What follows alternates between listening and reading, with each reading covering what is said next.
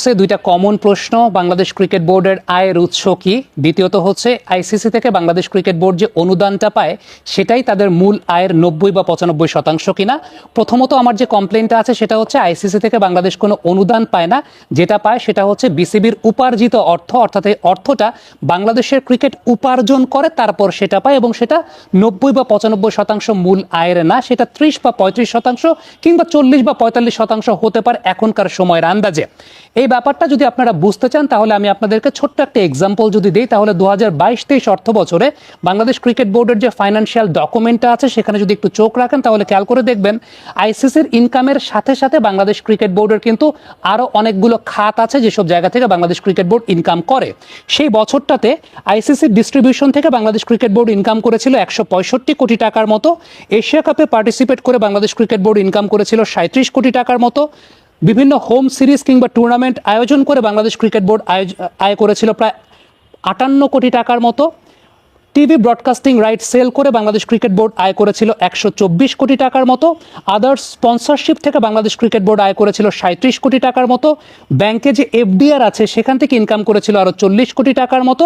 Exchange gain এবং others income থেকে Bangladesh cricket board আয় করেছিল আরো 48 কোটি টাকার মতো। অর্থাৎ সামগ্রিকভাবে বাংলাদেশ ক্রিকেট বোর্ড সেই বছরটাতে প্রায় 507 কোটি টাকার মতো ইনকাম করেছিল, যেই 507 কোটি টাকার মধ্যে আইসিসির ইনকামটা ছিল বাংলাদেশ ক্রিকেট বোর্ডের 165 কোটি টাকা। আপনি যদি পার্সেন্টেজ হিসাব করেন সেটা দাঁড়ায় 32.5% মতো। অর্থাৎ এই জায়গাটায় যে অনেকে জিজ্ঞেস করছেন যে 90 বা 95% কিনা বাংলাদেশ ক্রিকেট বোর্ডের ইনকাম আইসিসি থেকে অর্জিত অর্থের উপর ডিপেন্ড করে কিনা, এখানে বলতে হবে ওই বছরটাতে আমরা যেমনটা দেখলাম সেটা হচ্ছে 32 বা 33% মতো, বা আপনি যদি চিন্তা করেন সেটা 35% মতো ধরে নিতে পারেন এই ইনকামটা বাংলাদেশ ক্রিকেট বোর্ড আসলে আইসিসি থেকে করেছে। এখন সত্যি কথা বলতে এই ইনকামটা কিন্তু বাংলাদেশ ক্রিকেট বোর্ডের ইনকাম, অর্থাৎ অর্জিত অর্থ। এটা কিন্তু বাংলাদেশ ক্রিকেট বোর্ড আইসিসি থেকে অনুদান পায় না, কিংবা আইসিসি এমন না যে বিষয়টা বাংলাদেশ ক্রিকেট বোর্ডকে দান করে, এটা বাংলাদেশ ক্রিকেট বোর্ড আর্ন করে নেয়। কিভাবে আর্ন করে নেয় সেই ব্যাপারটা আমি বিস্তারিত ব্যাখ্যা করব, তবে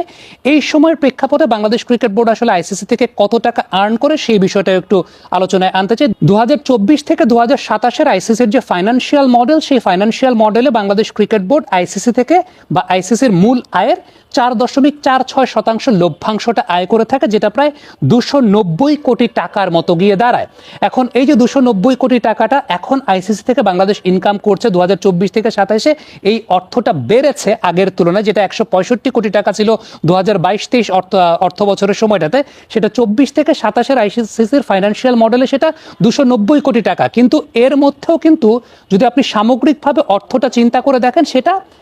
45% কিংবা 50%-এর মতো হবে, বা 40 থেকে 50%-এর মতো হবে, সেটা কিন্তু 90 বা 95%-এর মতো না, যেটা আপনারা আসলে জিজ্ঞেস করছেন আমার কাছে। সেটা 45 থেকে 50%-এর মতো হতে পারে, কারণ বাংলাদেশ ক্রিকেট বোর্ডের আরো অনেক ইনকামের জায়গা আছে, যেমনটা আপনারা একটু আগে দেখছিলেন যে টেলিভিশন রাইটস সেল করে বিপিএল কিংবা অন্যান্য হোম সিরিজ যখন বাংলাদেশ ক্রিকেট বোর্ড আয়োজন করছে সেখানকার যে প্রাইসটা আছে সেটাও বাংলাদেশ ক্রিকেট বোর্ড আয় করছে, কিংবা আপনারা যদি চিন্তা করে থাকেন যে বাংলাদেশ ক্রিকেট বোর্ডের যে স্পন্সরগুলো আছে সেই স্পন্সরগুলো থেকে বাংলাদেশ ক্রিকেট বোর্ড আয় করছে, এফডিআর থেকে, যেই এফডিআর গুলো নিয়ে আসলে এত কথাবার্তা হয়েছিল যে রেড জোনের ব্যাংক থেকে ফারুক আহমেদ গ্রিন জোনের ব্যাংকে টাকাগুলোকে ট্রান্সফার করেছিলেন, সেখান থেকেও বাংলাদেশ ক্রিকেট বোর্ডের আয় কিন্তু আসে। এবং আইসিসি থেকে এই মুহূর্তে প্রায় 290 কোটি টাকার মতো বাংলাদেশ ক্রিকেট বোর্ড আয় করে, যেটা আসলে বিসিবির মূল আয়ের 45 থেকে 50%-এর মতো হবে, বা আর একটু কমও হতে পারে, কিন্তু সেটাই আসলে বাংলাদেশ ক্রিকেট বোর্ডের মূল আয় না। তবে এই যে আয়টার কথা আমি বলছি, এটা কিন্তু আইসিসির ডোনেশন না, বা আইসিসি বাংলাদেশ ক্রিকেট বোর্ডকে দান করে না, এটা বাংলাদেশ ক্রিকেট বোর্ড অর্জন করে নেয়। কিভাবে অর্জন করে নেয় এবার একটু সেই ব্যাপারে কথা বলতে চাই। প্রথম যে বিষয়টা আসে সেটা হচ্ছে বাংলাদেশ ক্রিকেট বোর্ড আইসিসির পূর্ণ সদস্যের দেশ। একটা পূর্ণ সদস্যের দেশ যার র্যাঙ্কিংটা ভালো, তারা কিন্তু আইসিসি থেকে এই টাকাটা আর্ন করে নেয়, এবং এটা আইসিসির ফিনান্সিয়াল মডেলের বৈশিষ্ট্যের জায়গা।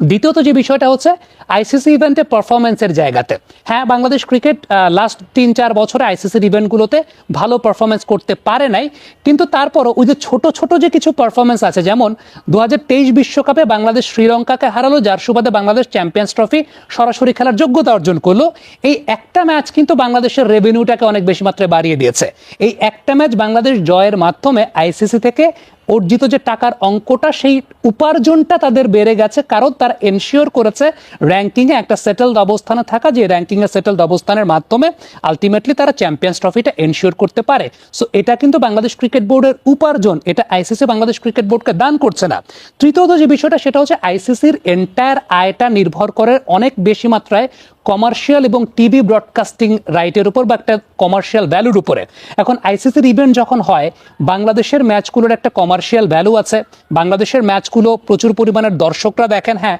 সেটা হয়তো বা ভারতের মতো অত বেশি না, কিন্তু বাংলাদেশের দর্শকদের চাহিদা কিন্তু অনেক বেশি, বাংলাদেশের ভিউয়ারশিপ কিন্তু অনেক বেশি। এই জায়গা থেকে আইসিসি যে অঙ্কটা আয় করে, সেটারই একটা লভ্যাংশ দেয়া হয় বাংলাদেশ ক্রিকেট বোর্ডকে। এখন দেখেন, এই যে আইসিসি এই অর্থটা উপার্জন করছে, যেটাকে আমরা commercial and TV market contribution বলছি, কমার্শিয়াল অ্যান্ড টিভি মার্কেট কন্ট্রিবিউশনে আপনার আমাদের সবার অবদান আছে আইসিসির এই ইনকামটাতে। মানে আইসিসি যে ইনকামটা করছে কমার্শিয়াল এবং টিভি মার্কেটিং ভ্যালু থেকে, সেই অঙ্কটা কিন্তু আলটিমেটলি আইসিসি আয় করছে আমাদের মাধ্যমে, আপনার আমার মাধ্যমে, এবং দিন শেষে সেটাই আলটিমেটলি পরবর্তী সময় একটা লভ্যাংশ বাংলাদেশ ক্রিকেট বোর্ড উপার্জন করছে। আবারও বলি, উপার্জন করছে, এটা কিন্তু কোনো ডোনেশনের জায়গা না। আরেকটা হচ্ছে গ্লোবাল ক্রিকেট ডেভেলপমেন্টে কোন দেশের কতটুকু অবদান আছে, সেই জায়গার উপর প্রেক্ষাপট বিবেচনা করে তাদেরকে এই ডিস্ট্রিবিউশন বা এই টাকার অঙ্কটা দেওয়া হয়। সো আলটিমেটলি আপনি একটা বিষয় খেয়াল করে দেখলেন যে আইসিসি থেকে বাংলাদেশ যে অর্থটা উপার্জন করছে, বিষয়টা কিন্তু আইসিসি দান করছে না, বিষয়টা বাংলাদেশ ক্রিকেট বোর্ড উপার্জন করছে। এবং এই উপার্জনে আপনার আমাদের সবার একটা কন্ট্রিবিউশনের জায়গা আছে, কারণ বাংলাদেশের যে ম্যাচগুলো আইসিসির ইভেন্টে হচ্ছে, সেই ম্যাচগুলোর একটা গ্লোবাল এবং কমার্শিয়াল ভ্যালু, একটা মার্কেট ভ্যালুর কন্ট্রিবিউশনটা কিন্তু আমরা সবাই করছি, সেখান থেকে বাংলাদেশ ক্রিকেট বোর্ড আয় করছে বা উপার্জন করছে।